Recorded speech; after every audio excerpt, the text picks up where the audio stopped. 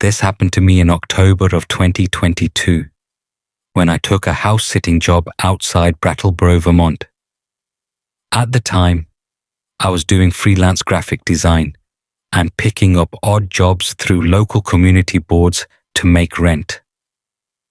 A woman named Denise posted that she needed someone to stay at her house for 5 nights while she and her husband flew to Arizona for a family emergency. She said the pay was good, the place was quiet, and all I had to do was feed their dog twice a day and bring in the mail. It sounded easy. The house was about 20 minutes outside town, down a narrow road that wound through a lot of woods and old stone walls. It wasn't creepy in the obvious way. It was actually a nice place. Big farmhouse, clean kitchen, wood stove, wraparound porch, the kind of house that looked cozy in daylight. The only thing that felt off was how quickly Denise wanted to leave once I got there. She showed me where the dog food was, handed me a sheet with instructions, and pointed out the guest bedroom upstairs. Then, right before she walked out, she said something strange. "If you hear someone on the back stairs at night, it's probably just the house." I laughed a little because I thought she was joking. She didn't laugh back. She just said, "The dog won't like it, so don't let him out after midnight." Then she and her husband got in their SUV and left. The dog was an old yellow lab named Cooper. He was calm, friendly, and spent most of the first evening following me from room to room. I figured if there was anything weird about the place, he'd react to it before I did. That first night was normal. I watched a baseball game in the living room, took Cooper out around 10, locked the doors, and went upstairs to bed a little after 11. The guest bedroom faced the backyard. Behind the house was a stretch of dark woods and a detached garage maybe 30 yards away. I fell asleep pretty fast. Then I woke up at 1:46 a.m. because Cooper was growling. Not barking, growling. That low, steady sound dogs make when they're focused on something. I sat up and looked toward the bedroom door. Cooper was standing in the hallway just outside the room, staring down the staircase. I got up and stepped out beside him. The house was dark except for a little night light in the kitchen downstairs. That's when I heard it. A footstep. Not upstairs with me, on the back staircase. The house had 2 staircases, the main one near the front hall, and a narrower back staircase off the mudroom by the kitchen. From where I stood, I couldn't see that second staircase directly, but I could hear something on it. A slow creak. Then another. Someone was coming up. I remember standing there not fully scared yet, just confused. My first thought was that maybe Denise's husband had forgotten something and come back, but I hadn't heard a car. And even if someone had come back, why use the back door? I called out, "Hello?" The footsteps stopped immediately. Cooper's growl got deeper. I listened for maybe 10 seconds, then I went downstairs and turned on the kitchen light. The back door was locked. The mudroom was empty. No one on the stairs. I checked the whole first floor. Nothing. After that, I convinced myself I'd misheard something. Old house, wind, dog reacting to a raccoon, whatever. The second night, it happened again. This time, I was still awake. I was on the couch in the living room around 12:30, scrolling on my phone while Cooper slept near the fireplace. Then suddenly, he raised his head and stared toward the kitchen. A few seconds later, I heard the back stairs creak. One step, pause. Another step, very deliberate. I muted the TV. The sound continued until it reached the top of the back staircase, then stopped. I stayed still, waiting for whoever it was to come into view.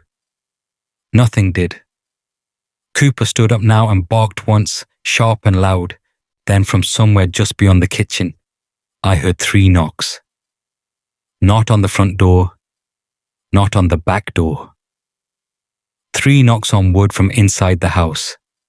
I grabbed the fireplace poker, which was the nearest thing to a weapon, and walked toward the kitchen. Every light was on by then. Mudroom empty, back stairs empty, pantry, laundry room, half bath, all empty. But the door at the bottom of the cellar stairs was open. I knew I had not opened it. The dog would not go near it. He stood in the kitchen doorway with his ears pinned back, making this nervous whining sound that was honestly worse than barking. I looked down the cellar steps and saw nothing but darkness. Then I heard a voice, very quiet, from below me. Wrong stairs. I slammed the cellar door shut so hard the frame rattled. I dragged one of the kitchen chairs in front of it, like that would somehow matter. Then I spent the rest of the night with every light in the house on, and Cooper pressed against my leg. The next morning I called Denise. No answer. I texted her that something weird had happened in the house. She replied about an hour later with just this. Don't go in the cellar. We never use it. That obviously didn't help. I asked what she meant by wrong stairs. She never responded. By then, I should have left. But I'd already been paid half up front. The roads were getting bad from early snow, and I kept telling myself there had to be a normal explanation. Maybe some pipe noise, maybe someone pulling a prank, maybe I was letting the weirdness of the place get in my head. That afternoon, I checked every exterior door and window, all secure. I also found something I hadn't noticed before. Scratches on the inside of the cellar door. 4 long marks near the handle, like someone had dragged their nails down it from the basement side. That night, I didn't go upstairs. I slept on the couch with the TV on low and Cooper beside me. At 2:13 a.m., the back staircase started again. This time it was faster. Step, step, step, like someone coming up with urgency. Cooper jumped up barking, but then he stopped mid-bark and backed away, whining. A shadow moved across the kitchen wall. I stood up so fast the blanket fell off me.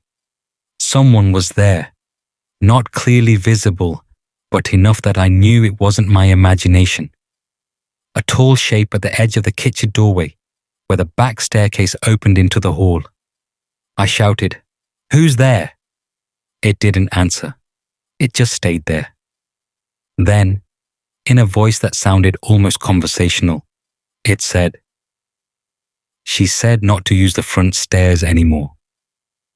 I grabbed my phone and ran for the front door with Cooper. I didn't even stop to get my bag. We got out to my car, I locked the doors, and I called 911. Deputies arrived about 25 minutes later. I felt ridiculous standing there in pajama pants and boots, trying to explain what I'd heard without sounding insane. 2 of them went inside. They came back out different. Not terrified exactly, but serious in a way they hadn't been before. One of them asked me, "You said the homeowner told you not to use the cellar?" I said yes. He nodded once and looked toward the house. They found a section of the cellar walled off with old paneling behind storage shelves. Inside that space were human remains. Not recent, years old. A man in his 40s.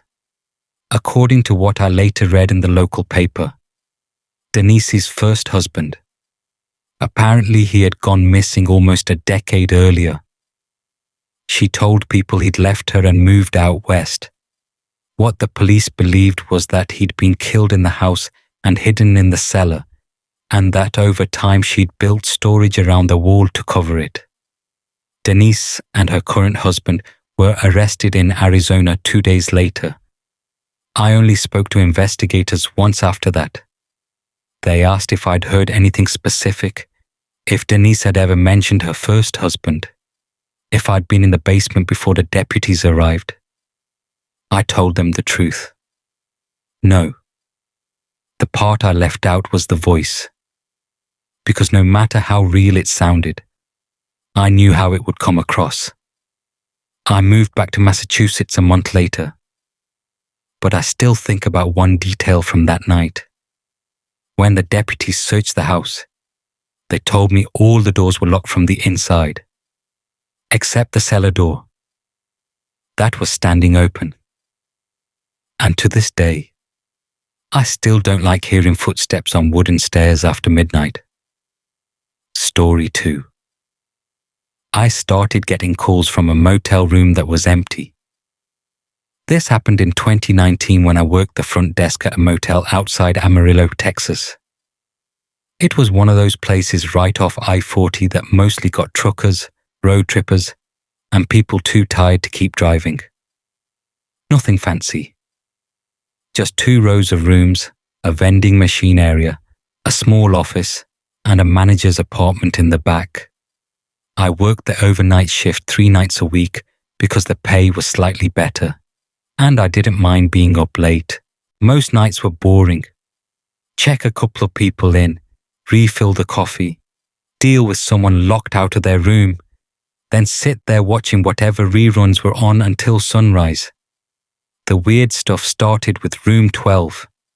It had been marked out of service for months before I started there. The manager, Ron, told me there had been plumbing damage and that I didn't need to worry about it. The door stayed shut, the curtain stayed drawn, and the room never got assigned. At around 1 a.m. one Thursday, the desk phone rang. I answered with the usual line. Instead of a guest asking for towels or Wi-Fi help, I heard a man's voice say, "You sent me to the wrong room." I asked which room he was in. He said, 12. That made me pause. I told him room 12 was vacant. He didn't say anything for a second. Then he asked, "Then who's in the bathroom?" The line went dead. I sat there staring at the phone for a while, honestly more annoyed than scared. I figured some guest was messing with me from another room. I checked the board.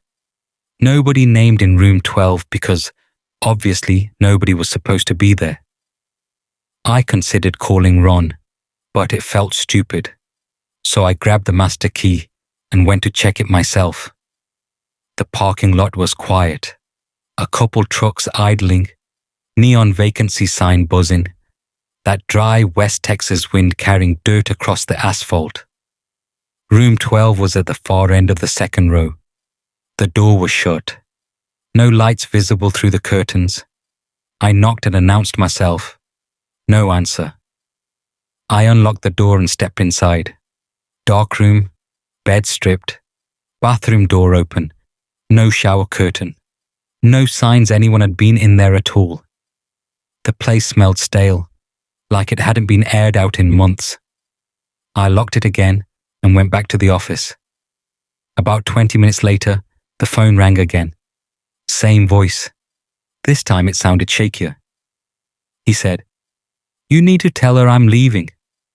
I said, "Sir, what room are you calling from?" He said, very clearly, "I'm not calling from a room." Then he hung up. I didn't sleep much after that shift, but by the next night I'd mostly convinced myself it had to be a prank. Then around 2:30 a.m., the switchboard lit up showing an internal call from room 12. I remember just staring at the display. Then I picked up. There was breathing on the line. Then a woman's voice, very faint, said, "He still thinks he's checked in." I slammed the receiver down hard enough that the whole phone shifted across the desk. I called Ron immediately. He answered sounding pissed off until I told him which room the call was from. Then he got quiet.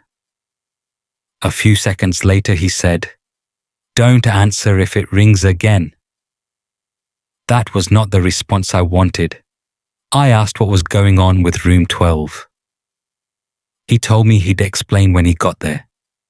He showed up about 30 minutes later, still in jeans and a t-shirt, carrying his own key ring. He looked exhausted, but not surprised. We went together to room 12. He unlocked it, turned on the lights, and walked straight into the bathroom. Then he just stood there, staring at the tub for a second, before turning back to me. "Did you move the curtain rod?" he asked. I said there wasn't a curtain rod in there yesterday. He didn't answer that.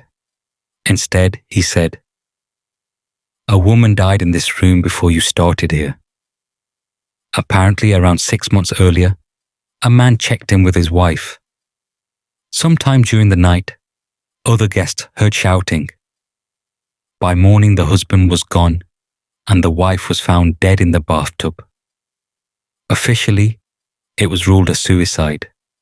Unofficially, Ron didn't believe that for a second. The husband was never found. After that, weird things started happening in the room. Housekeeper said the bathroom door would be closed after they'd left it open. The room phone would ring the desk even when it had been unplugged. Once, a maintenance guy swore someone was standing behind the shower curtain even though the rod and curtain had already been removed. I asked Ron why he never told me any of this. He said, "Because I figured you'd quit." He was probably right. For the next 2 weeks, nothing happened. Then one stormy night, when the interstate traffic was bad and we were fully booked, a guy came into the office around midnight asking for a room. Mid-40s, tired looking, denim jacket, small duffel bag. He seemed normal enough. I apologized and told him we were full. He looked past me at the keyboard and said, "What about 12? That hit me immediately. I told him that room was out of service. He smiled a little and said, "She never liked that one anyway." Then he walked back out into the rain. I watched from the office window, expecting to see him get into a car. He never did. He just vanished into the dark between the 2 rows of rooms. I locked the office door after that. At 1:18 a.m., room 12 called again. I should have let it ring. I answered. The man's voice whispered, "She knows it was me now." Then I heard water running. I called 911 before I even moved. Deputies arrived fast because weather had kept them nearby. We all went to room 12 together. The door was unlocked. Water was pouring from under the bathroom door. One deputy kicked it open. The tub was full. And sitting inside it, fully clothed, was the same man from the office. Denim jacket, duffel bag beside him, hands folded in his lap. Dead. The coroner later said he'd been dead for at least 36 hours. That was impossible because I had spoken to him in the office less than an hour earlier. A detective later showed me a photo from the old case. Same man. He was the missing husband. They ended up ruling his death a suicide too, which I guess made the paperwork easier. I quit a week later. Sometimes people ask why a stupid motel job bothered me that much. It's because of one thing I never told the deputies. When the bathroom door swung open, before anyone turned the light fully on, I saw a second person reflected in the mirror over the sink. A woman standing behind the tub with one hand on his shoulder. And even now, if a hotel room phone rings after midnight, I let it ring. Story 3. The guy in the apartment across from me shouldn't have been there. This happened to me in Columbus, Ohio, when I was 26 and living alone for the first time. I had just gotten out of a long relationship and moved into a cheap apartment complex near campus because it was close to work and I could afford it. The building was old, but not terrible. 3 floors, outside walkways, laundry in the basement, mostly grad students and people working entry-level jobs. The unit across from mine, 3B, was empty when I moved in. I know that because the property manager told me half-jokingly that I was lucky to have a vacant unit opposite me instead of one of the loud ones. For the first month, everything was normal. Then one Tuesday night around 11:30, I came home from work and saw a man standing outside 3B. He was just standing there, facing the door like he'd forgotten his key. Mid-30s maybe. Brown jacket, baseball cap, normal looking. I nodded at him the way you do with neighbors you don't know yet, but he didn't react. Didn't even turn. I unlocked my own door, went inside, and thought nothing of it. The next morning, he was still there. Same position. That's what got my attention. I left for work around 8 a.m. and saw him standing outside 3B again, facing the door. I said, "Hey, you okay?" No answer. I walked a little closer, and that's when he turned his head. Slowly. His face was pale, but otherwise normal. He looked at me like he didn't recognize what I was. Then he said, "She hasn't let me in yet." I laughed awkwardly because I didn't know what else to do. When I got downstairs, I mentioned it to the property manager, Denise. She frowned and said, "No one's renting 3B. I said I knew, but there was definitely some guy standing out there. She came upstairs with me immediately. By the time we got there, the walkway was empty. She unlocked 3B to show me. Empty apartment. No furniture. No signs of anyone inside. She looked at me in that polite way people do when they think stress might be getting to you. I dropped it. That night around 2 a.m., I woke up to knocking. 3 soft knocks. Not on my door. Across from it. I looked through the peephole. The man was standing outside 3B again. But this time he wasn't alone. A woman stood at the far end of the walkway near the stairs. I couldn't see her face clearly because the hallway light was out on that end, but I could tell she was watching him. The man knocked again. 3 slow taps, then he said, "Please." The woman didn't move. I stood there for maybe 30 seconds before the walkway light flickered on. When it did, both of them were gone. The next day I asked one of my neighbors if anyone had recently moved into 3B without telling management. He just stared at me and said, "Don't mess with that unit." That obviously made me press harder. He told me a girl had lived there a couple years earlier and died in the apartment. Overdose, officially. But the rumor in the building was that her boyfriend had locked her in during a fight and left. By the time he came back, she was dead. He was questioned, but nothing was proven. I asked what the boyfriend looked like. The neighbor described the exact man I'd been seeing. That night, I stayed at a friend's place. I told myself I needed sleep, that I was getting inside my own head, that hearing a creepy rumor right after seeing some random stranger had probably connected a few wires in my brain that didn't belong together. Then I went back the next evening and found a note slid under my door. No envelope, just folded notebook paper. Inside it were 5 words. Tell him I'm still here. No name. No explanation. The handwriting looked rushed, uneven. I took it straight to Denise in the office. She looked genuinely unsettled this time. She asked if anyone else had a key to my unit. I said no. She checked the cameras covering the parking lot and lobby, but there were none on the 3rd floor walkways. That night, she let me crash on her brother's old futon in the office apartment downstairs. At around 1:40 a.m., we both heard someone walking on the 3rd floor walkway above us.